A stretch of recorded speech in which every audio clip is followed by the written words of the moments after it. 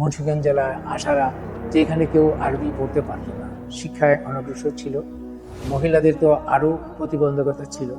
তো এই অন্ধকারেতে আলো ছড়াতে আল ইহসান এবং সমাজের উন্নয়নে নারীর শিক্ষা অগ্রসরতা মিলিয়ে অত্যন্ত একটা ভালো প্রতিষ্ঠান।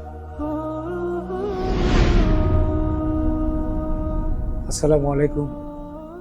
দেশে বিদেশে যে যেখান থেকে আমার এই কথাগুলো শুনছেন, সবাইকে শুভেচ্ছা জানাচ্ছি। আমি পেট্রোবাংলার একটি কোম্পানি বাংলাদেশ গ্যাস ফিল্ডের ডিজিএম হিসেবে কর্মরত ছিলাম। আজকে সৌভাগ্যক্রমে আমি মুন্সিগঞ্জ জেলায় আসারাতে অবস্থিত আল ইহসান ডেভেলপমেন্ট ফাউন্ডেশনে এসেছি। তো আমাকে চরমভাবে মুগ্ধ করেছে তাদের সার্বিক কার্যক্রম। প্রথমত 4 বছর বয়সের অনাথ নিঃস্ব এতিম এদেরকে তারা অ্যাকোমোডেট করছেন, তাদের ফুডিং ক্লথিং এভরিথিং তারা অ্যারেঞ্জ করছেন। এখানে থাকা খাওয়া সুন্দর ব্যবস্থাপনা, তাদের চিকিৎসা, স্বাস্থ্য সুরক্ষা সহ, তারপরে এখান থেকে যারা বেরিয়ে যাবে পড়াশোনা শেষে তাদের বিয়ের ব্যবস্থা করা।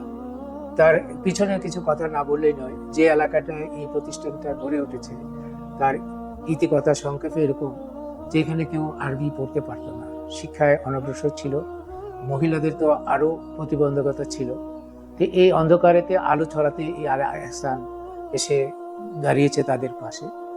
এই ইহসানকে সাপোর্ট দেওয়ার জন্য দেশে বিদেশে অনেক মানুষ এগিয়ে এসছেন, যার ফলশ্রুতিতে আল ইহসান আজকে নানাভাবে প্রসারিত হচ্ছে। তার মধ্যে উল্লেখ করা যায় এখানে মেয়েরা ভোকেশনাল কাজ শিখছে, তারপরে বেকিং এর কাজ শিখছে, টেইলারিং এর কাজ শিখছে। তো এগুলো শিখে তারা স্বাবলম্বী হওয়ার পাশাপাশি এখানে তাদেরই একটা ফুডিং ডিপার্টমেন্ট আছে, ওখানে ওরা তৈরি করা জিনিসগুলো দিয়ে এগুলো আবার বিক্রি করা অর্থ আবার আল ইহসানের একটা অংশ আসে। এইভাবেই আল ইহসান যেভাবে এগিয়ে যাচ্ছে তা অত্যন্ত আশাব্যঞ্জক এবং সমাজের উন্নয়নে নারীর শিক্ষা অগ্রসরতা মিলিয়ে অত্যন্ত একটা ভালো প্রতিষ্ঠান।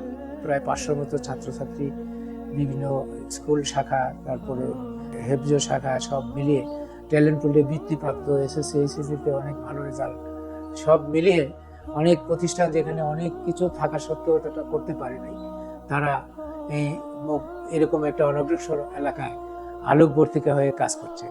প্রত্যাশা করছি আপনারা এখানে আসবেন, আমার মতো এসে দেখে আপনাদের কোনো ভালো লাগা মন্দ লাগা পরামর্শ থাকলে দিয়ে যাবেন, আল ইহসান এগিয়ে যাক এই প্রত্যাশায় শেষ করছি। ভালো থাকবেন সবাই। আসসালামু আলাইকুম।